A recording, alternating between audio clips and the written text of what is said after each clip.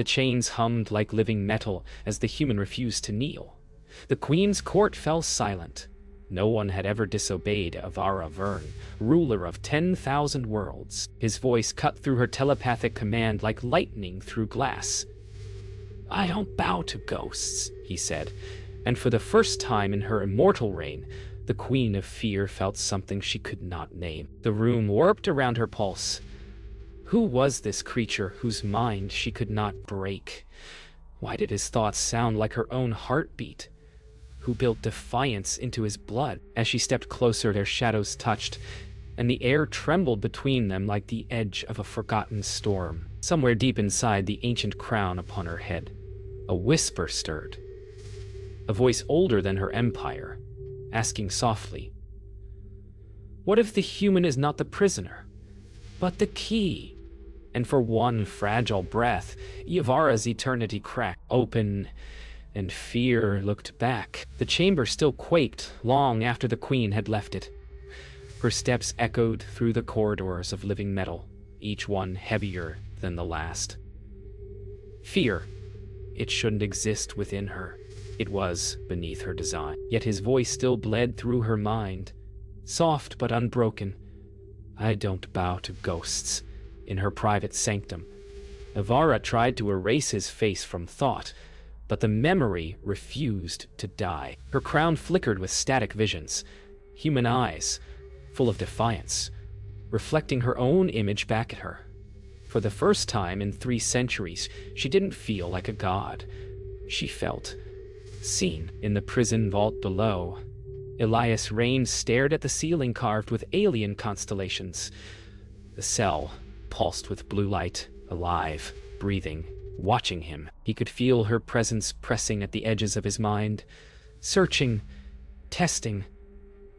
He smiled, though his body trembled from exhaustion. "You can't find what isn't for sale," he whispered. Somewhere above, the queen's crown dimmed again.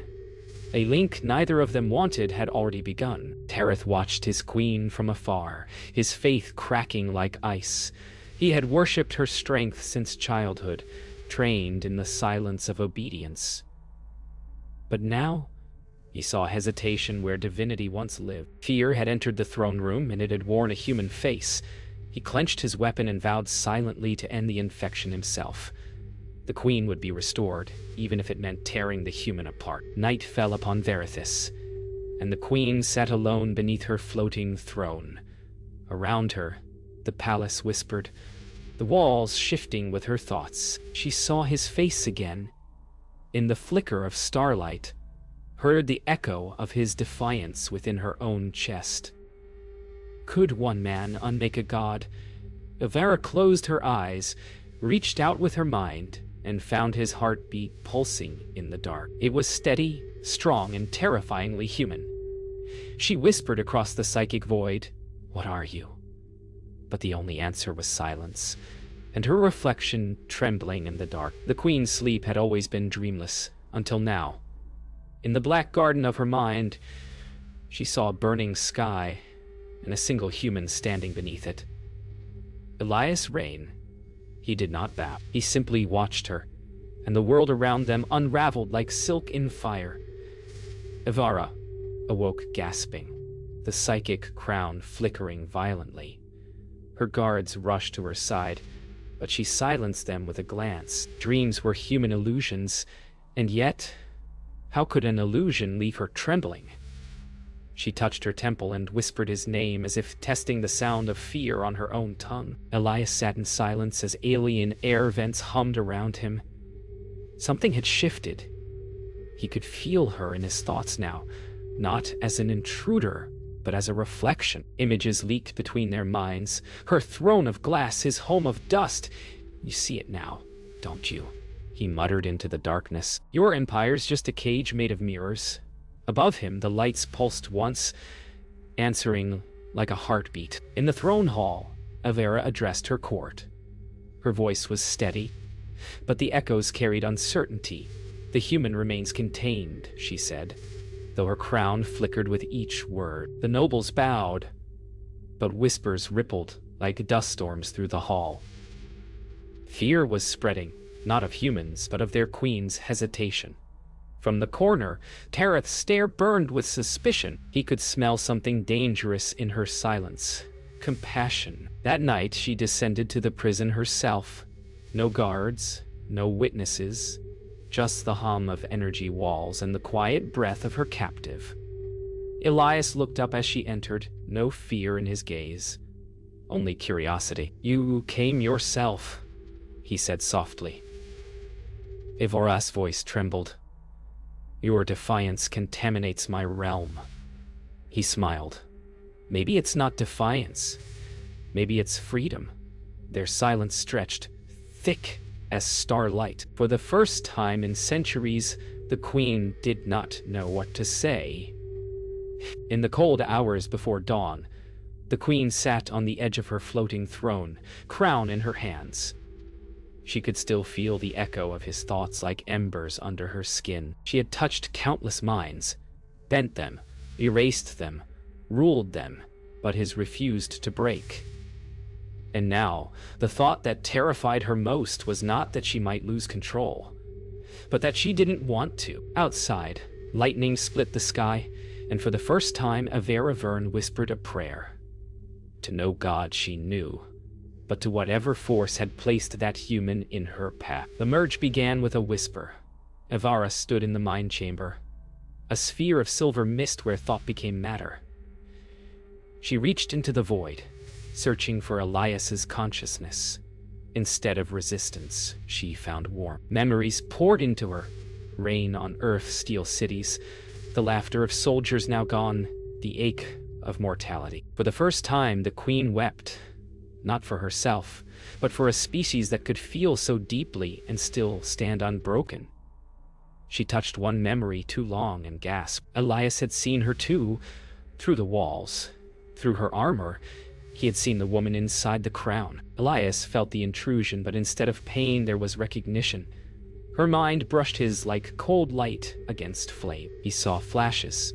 Avera, as a child, learning to suppress emotion.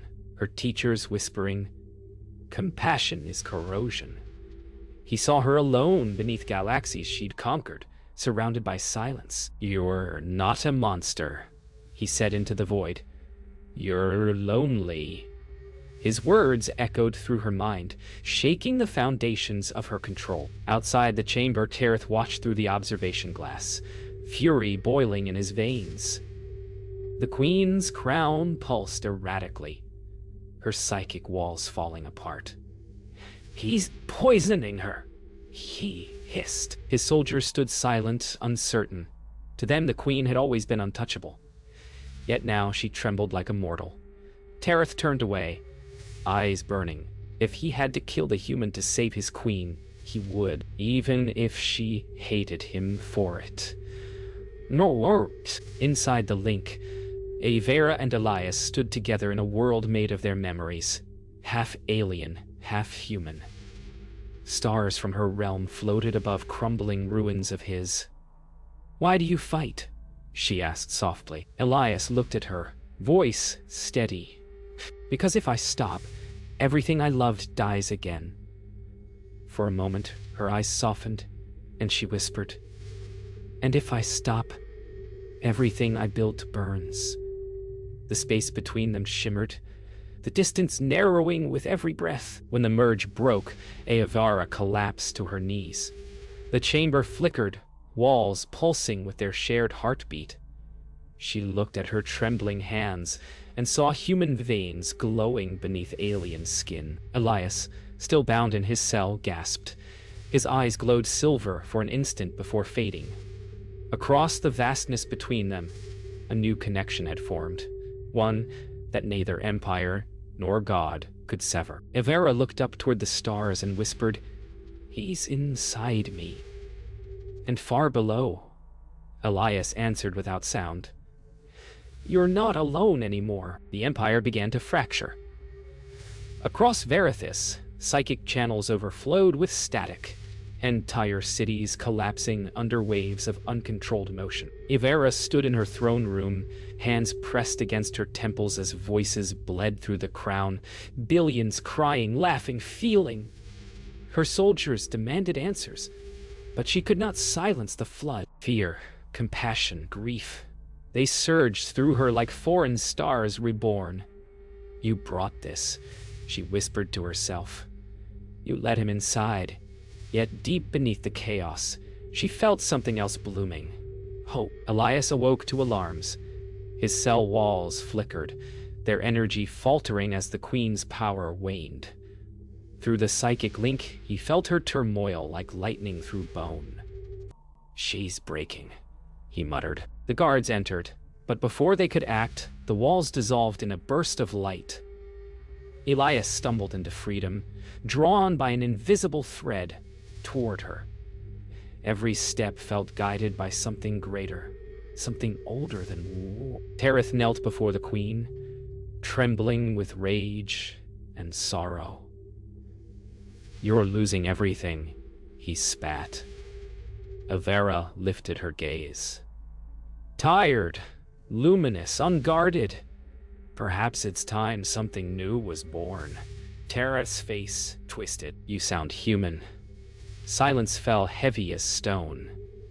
He raised his blade. "Then it'll save you from yourself." The room darkened, lightning threading through her crown as emotion and power collided. Elias reached the chamber doors just as they burst open. Tereth lunged, blade aimed for Avara's heart, but she caught the strike midair, her hand trembling. "Don't make me do this," she whispered. "You already have," Tereth answered. The blade twisted in psychic resistance until it shattered, shards floating between them. Behind her, Elias appeared, bloodied, breathless. The sight of him froze the room. For the first time, alien and human faced death together, and something ancient in the air shifted. The strike came not from anger, but from inevitability. Avor closed her eyes and released a surge of energy that silenced the palace. When the light faded, Tereth lay still, his final whisper echoing through her mind. "You were my god." Avara fell to her knees beside him, shaking, tears silver against her skin. Elias knelt beside her, touching her shoulder. "You didn't kill him," he said softly. "You freed him." Outside, the skies of Verithis split open, half in fire, half in dawn. As the empire of fear began to die, the empire mourned in silence. The body of Tereth was carried through the halls of glass, his face serene and as if the rage had been washed away. Avera walked beside the procession, her steps unsteady beneath the weight of guilt and awakening. Every Zareth eye watched her, some with devotion, others with doubt. She felt Elias' presence behind her, steady, grounding. For centuries, she had ruled through control.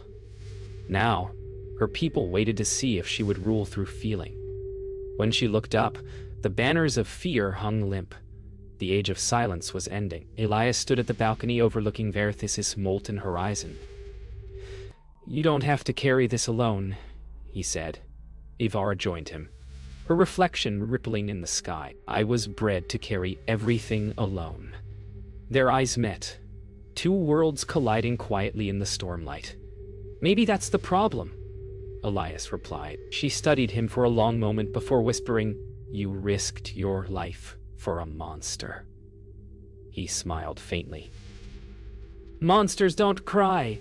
And for the first time she laughed, a sound like glass breaking under sunlight. Deep within the palace, the Sympiths, the secret order who believed emotion was evolution, emerged from the shadows. They bowed to Avera. "You have begun the merge," their leader whispered. "The prophecy unfolds." Avara's heart froze. The prophecy of unity between alien and human was never meant to be real. "I didn't choose this," she said. "No," the Sympith answered, "but destiny did." Behind her, Elias felt the truth stir in his chest. Something ancient connected them now, a spark neither creation nor extinction could undo. The rebellion began at dawn. Human prisoners rose across the empire, led by voices that echoed through psychic frequencies. Elias' voice, carried by Avara's crown. The message was simple. No being was born to kneel. Avara stood beside him, watching her empire ignite with color and sound. Fear collapsed into chaos, and chaos into awakening. Yet deep inside, she knew what this meant. To save both races, one world had to burn. "Are you ready?" Elias asked. She nodded slowly. "If it ends the silence, yes." In the heart of the rebellion's fire, Avara faced the final decision. The psychic core of Verithis pulsed beneath her throne, a living heart that controlled her people's minds. Destroying it would free them. And kill her. Elias stepped forward. "You don't have to." She smiled faintly. "I do. Freedom isn't something you inherit. It's something you inherit. It's something you give away." Their hands met, alien and human, light weaving between their fingers. Together, they plunged their combined power into the core. The palace exploded into silence, then light. Across the stars, billions awoke from fear for the first time. Silence swept across the galaxy like a breath between heartbeats. The psychic web of the Zereth had shattered, leaving billions unbound, free yet frightened. Avara opened her eyes in the ruins of her palace, half of it buried in molten dust. Elias knelt beside her, blood trickling down his face, but his eyes alive with purpose. "You did it," he whispered. Avara looked toward the broken horizon where cities once floated in the sky. "No," she said softly. "We only began." Above them, the first human ships entered the atmosphere. Not as conquerors, but as witnesses to a new dawn. But peace was never meant to come easily. Across the stars, both humans and Zereth called Avara and Elias traitors, beings of blasphemy who had broken the balance. Armies formed under new banners, some to kill them, others to worship them.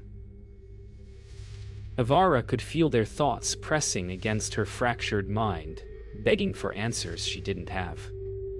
"They'll hunt us," Elias said. Avara met his gaze, calm and resolute. "Then, let them learn what they're hunting." The first battle came in silence. Human and Zereth ships clashed in the orbit of Verithis, energy beams lighting the void like dying stars. But the merged consciousness of Avara and Elias pulsed between them, projecting calm, empathy, unity.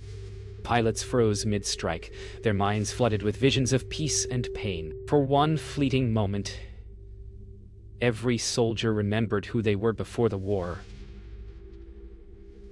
Then a rogue admiral broke the trance and fired. The illusion shattered. The war of silence had begun. Elias reached through the bond, his mind entwining with hers. Together they moved like one entity, half logic, half heart. They deflected blasts with thought, bent gravity with will. "We can't win this way," Elias gasped. Avara's voice echoed through him, calm as still water. "Then we'll change the rules." They fused their consciousness deeper, their forms glowing, blurring, becoming light itself. Around them, ships faltered, unable to comprehend what they saw. Two beings becoming one truth. The battlefield stilled.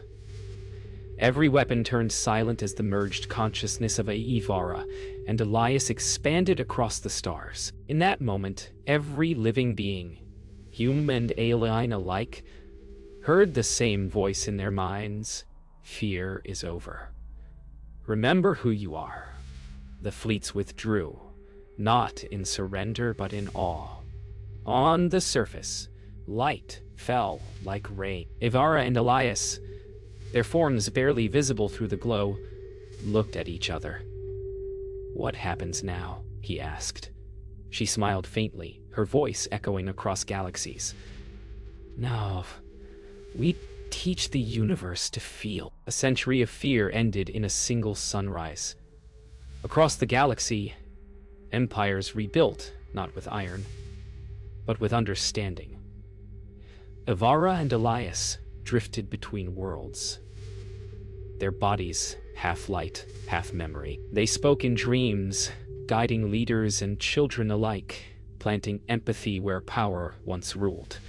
Yet, even gods of peace carried ghosts. Ivera often wandered alone through the quiet places of her past, touching walls that once screamed with obedience.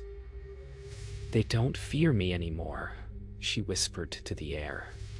And for the first time, that truth felt like freedom. Elias appeared beside her, more presence than flesh now, his voice soft as wind. "You gave them choice," he said. "Even if they hate you for it, that's real freedom." She turned, her silver eyes reflecting his faint glow. "You still see humanity in me?" He smiled. "You still see it in yourself." For a moment, the ruins of a dead empire felt alive again, reborn through something neither alien nor human could name. The new age began with children, Zarethan human, born with eyes that shimmered like twin suns. The first hybrids. They spoke both languages, dreamed both histories, and feared neither. Ivera watched them from afar, hidden among the stars. "They are what we were meant to be," she murmured. Elias's presence echoed in her mind. "Then our work is done," she smiled sadly. "No, love. It's just beginning." Ivera and Elias stood upon the edge of the galaxy, where stars were still being born. The energy between them flickered. "Stable yet changing." "You're fading," he said softly. She nodded. "Every beginning demands an end." He reached for her hand. Their light intertwined. "Then end with me." Avar's voice was a whisper against infinity. "There is no end, only transformation." Their forms dissolved into radiance, scattering across the cosmos like a promise kept. Centuries later, legends whispered of two lights that crossed the sky whenever hatred was born.